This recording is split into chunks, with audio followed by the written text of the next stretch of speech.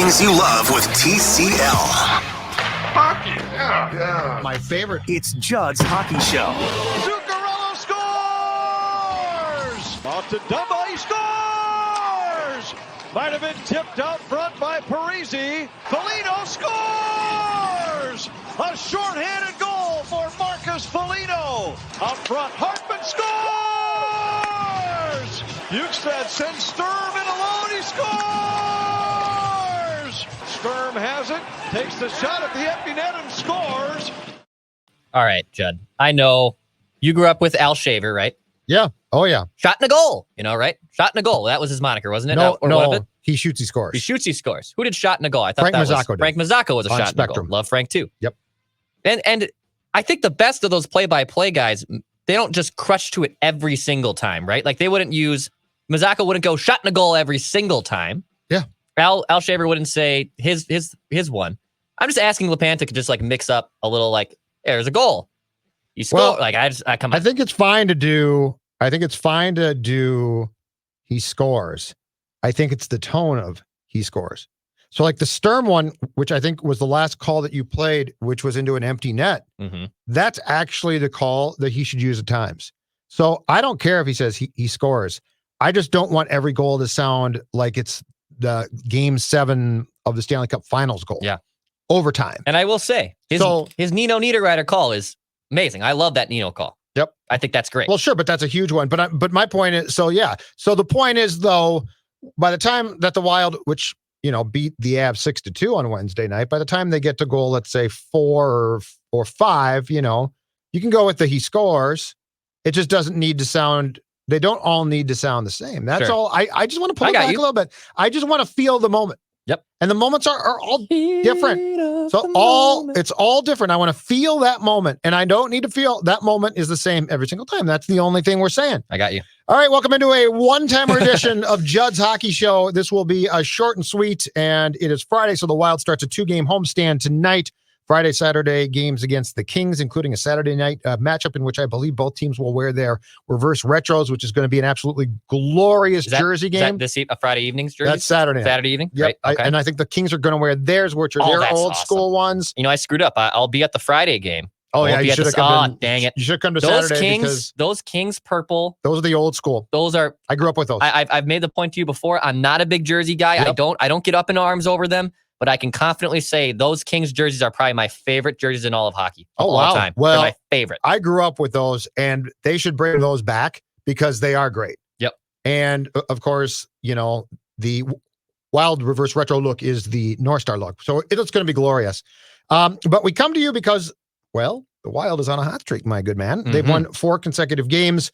They lost their first game. They got shut out by the Kings in their first game back from their COVID break, which they, of course, were forced into because they had the coronavirus run through basically the entire team, it seemed like. Yeah. And then they beat the Ducks. They beat the Ducks twice. Yep. And then they beat the Sharks. And I'm going to stop there because what I said at that point, and I think that we were in lockstep, Dex, when it came to this, was, okay, you know what? The Ducks are god-awful. Yeah. Like, they are terrible, which I think we talked about on Judd's Hockey Show on Tuesday. And, the Sharks are bad, too. So I said, give me the good teams. Like, give me the Avs. Let's see how you do. Mm-hmm. 6-2 win.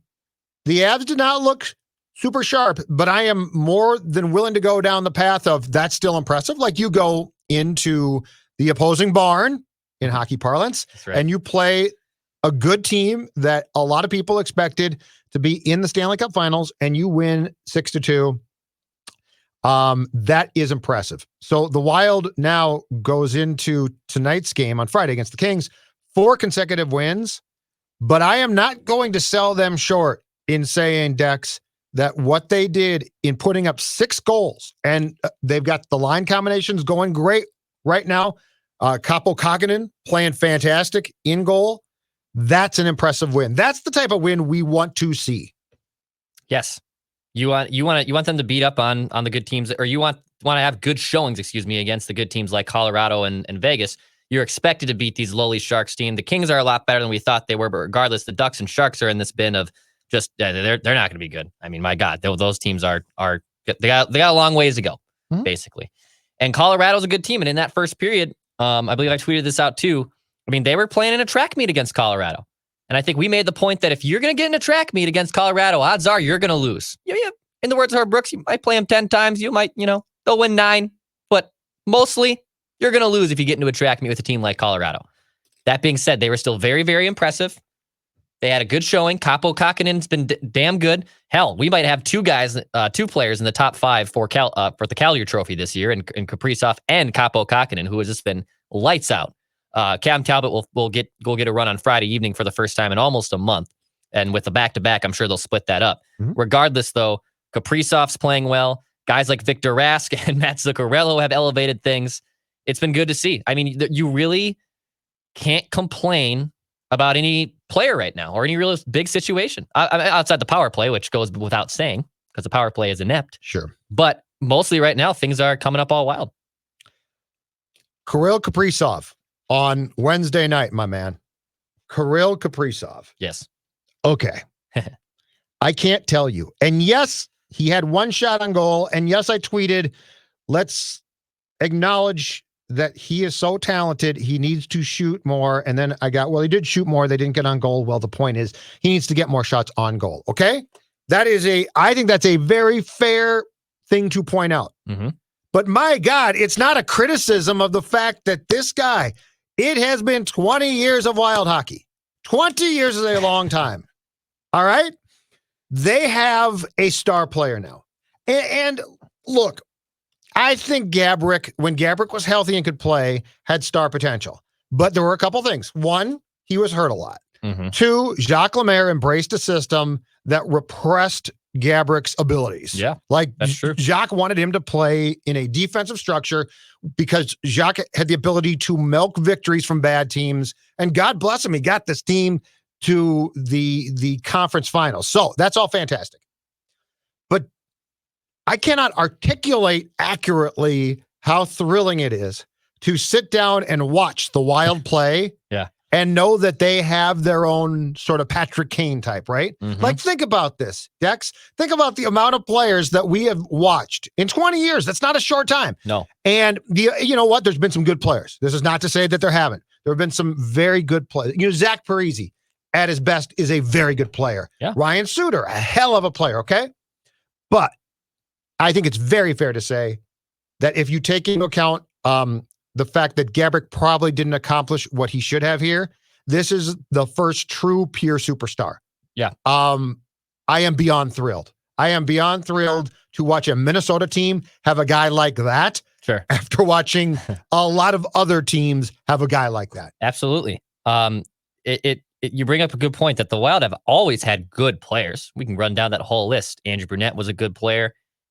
Mikhail Granlund, the Needle Niederreiters, Jason Zuckers, all very good players. Maybe the guys like Gaborik and even Brian Ralston, I'll even throw in that mix, were pretty damn special players. Probably Gaborik ahead of Ralston and Ralston ahead of those good players.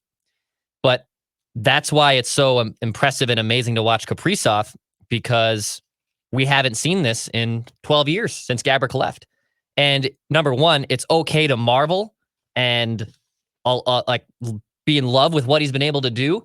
And it's also okay to say, you know what? He's so damn good, he can even do more. That's okay to say. That's totally okay to say. It's not like you are forbidden. I lost my Wild fan card, I think, when I did that. Well, good for you, because I've lost mine years ago. People were very upset with me. Again. That's okay. Like I said, it's totally okay to ask Kirill Kaprizov to shoot more. He's literally making guys like Victor Rask and Kevin and Matt Zuccarello look very good right now. And Zuccarello, to his credit, looks and Zuccarello like a different player now. I think he's, hopefully, knock on wood, the player he was in New York. This is your guy now. This is the guy that you wrote about last year. Yep. And said, I'm not writing about him this year. And that first goal that he scored against the Avs on Wednesday, from that angle, was incredible. It's insane. And they had probably passed the puck too much at that point, but I think it went, did it go Kaprizov, Rask, Kaprizov, Zuccarello? Yes, Kaprizov with the first assist. Okay.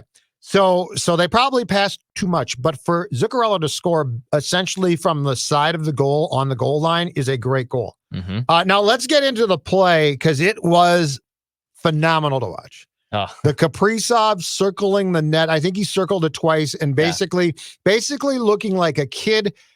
He looked like a varsity high school hockey player D1 at the park. Yeah. At the park, who said, "Can I play?" And the kids are like, "Yeah, you can play."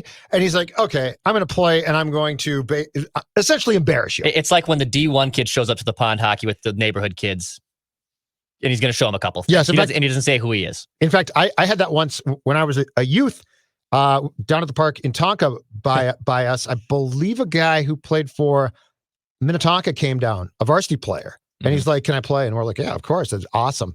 And it was just like, well, it's no fun now because he always had the puck. Yeah. And like he probably wasn't trying that hard. So he circles the net, plays keep boy, absolutely phenomenal. As a fan, I loved it. As a follower of the sport of hockey, I said, "You ain't going to shoot the puck."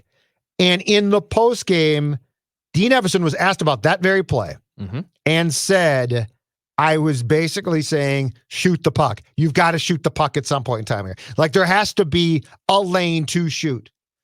But as far as a hockey fan goes in watching that, like name me a Wild player, again, Gabrick, who could even, and I don't know about that, who could even get close to essentially circling the Avs net. And it's the Avs. So I don't care who we're talking about. We're not talking about the Ducks. And to make the Avs look that foolish and to watch that play. So I was sort of torn because it is incredible. Yeah. But this is where you do have to find a way to shoot. This is where the Stockholm syndrome comes into mind because I mean, what, Pierre-Marc Bouchard before the concussions, like who was it? Like who else had this ability to cycle around like that? Brian Ralston had the slap shot. He didn't have the skating ability. Yeah, no, we couldn't have done the skating. But you would marvel at any time he was at the top of the circles and you knew an absolute rocket was coming. I don't know if they've ever had a player like this, and that's why it's awesome. That's why it's so much fun to watch him play. I mean, between him and look, Kevin Fiala is getting buried right now in the lead of also playing very well. And you know what? Good. I think it's great that he's quietly playing very well because number one, I like he plays pissed off. I like watching him play angry. So it's even great for me. And if that's Kevin's probably feeling himself right now. He's happy that this team that the Wild are off to a hot start. I'm sure he loves Kaprizov being here and him scoring big goals. But it's great. He literally it's just like a ace pitcher in a rotation. You put the ace on top, and all of a sudden, a 1 becomes a 2, and a 2 becomes a 3, and a 3 becomes a 4. It makes your rotation look that much better. Absolutely. I.e., in hockey, it makes your team look that much better, and your depth look that much better. So that's why it's great to see. So I'm happy to watch him, man. I'm excited to see him again on Friday evening. It'll be a lot of fun.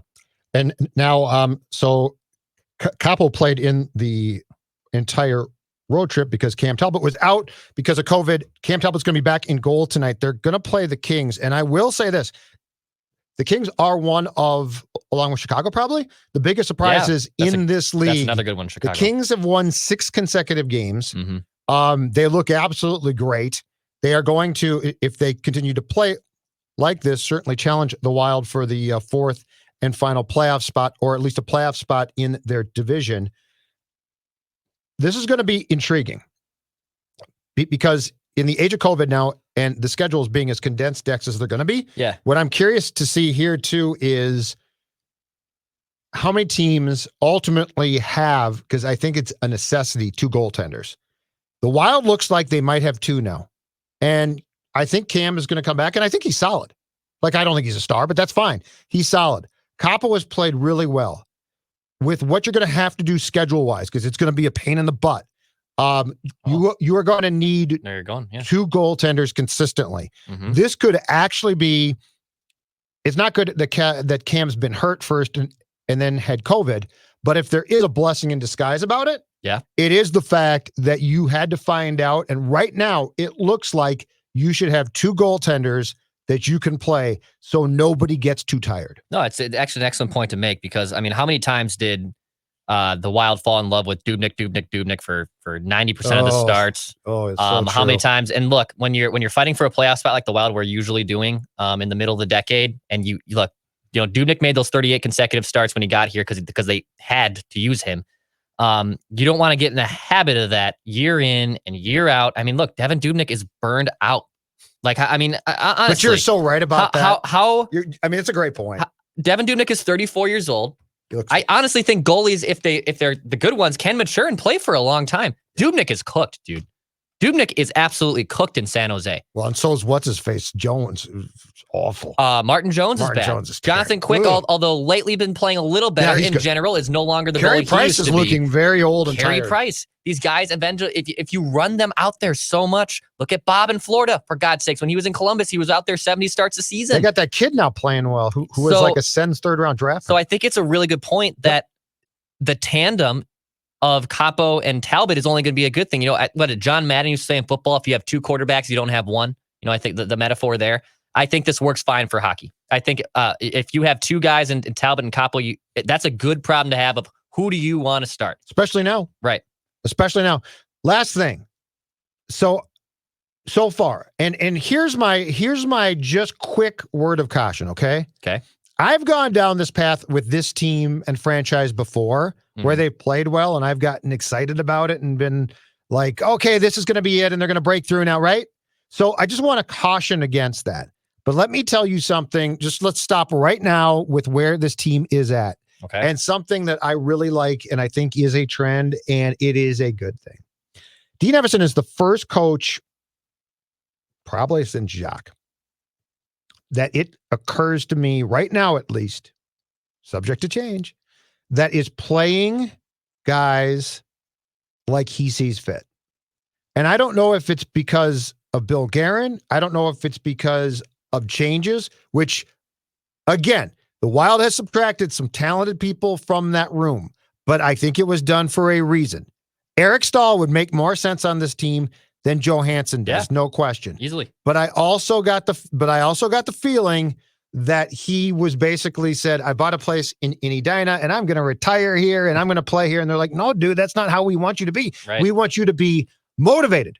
But Zach Parise has been put on a line with Hartman, and Ryan Hartman has played really well, but it's a third line. Like it is not a top six line.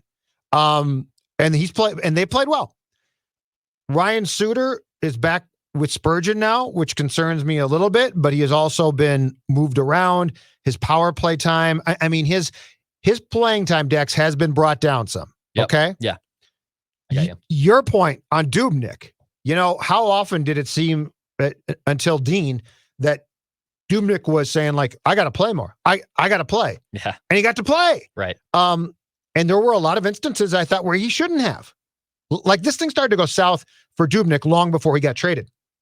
The point being, right now, and I urge you, this could change, so I don't know. So don't come back and say you were wrong, because I might be wrong. Right now, I really like the fact that it feels like the people who run the team are far more dictating what's going to happen than the players.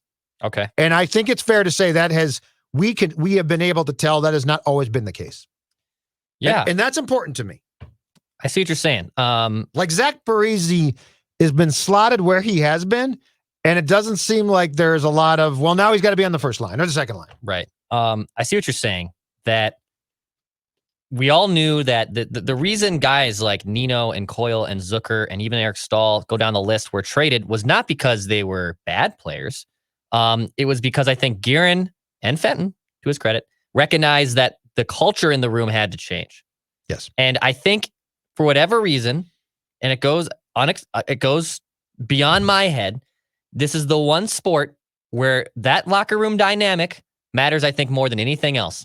Look how dysfunctional the Golden State Warriors were off the court during their dynasty. Yeah, guys talking trash, talking crap about each other, and Draymond and Kevin Durant and Steph Curry. Guess what? They still won championships. That doesn't diminish what they did. I think it's insanely impressive watching that Warriors dynasty over the last few years. But when I look at teams like in the NHL, it's the guys who have the best leaders in the room, the best cultures in the room, and winners. The Dallas Stars. The Dallas Stars make a run to the Stanley Cup Finals last year because they have a good room.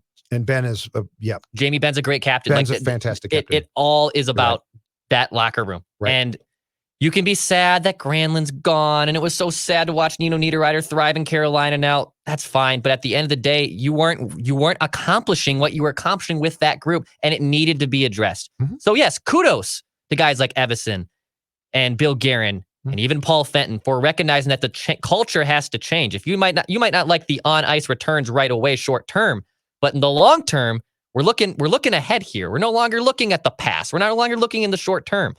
So yes, Evason deserves credit. I don't know if I'm going to put him up for Jack Adams quite yet. But hell, no, and it could change. So don't get me wrong. I have go off the rails. I have given this speech before and just been wrong. Yeah. Like I've written before, this team now you can embrace them, and then they completely screw me, okay? So I'm not going there yet. What I am saying is I like the fact that it looks like the people that are paid to lead the team are doing what they should. Because you know what, Dex? Ultimately, I think back to your point about Golden State.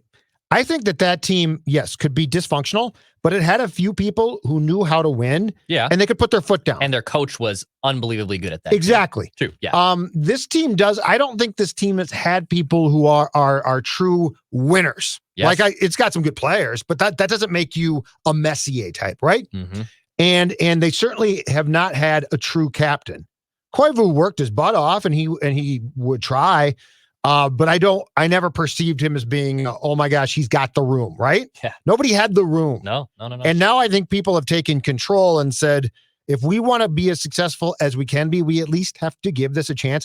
The BS can't start off the ice. Yeah. And the BS off the ice with this franchise previously to me was always way too much. And then, you know what? That goes back to Marcus Foligno should not be the team spokesman the way that he had to be. Like now he's perfect. Yeah, I get But you know, 2 years back, the guy playing on the fourth line was basically the one trying to put his foot down. What does that say about you? You know, so anyway. Says a lot. Anyway, that's impressive. Subject to change. Don't blame me if it changes.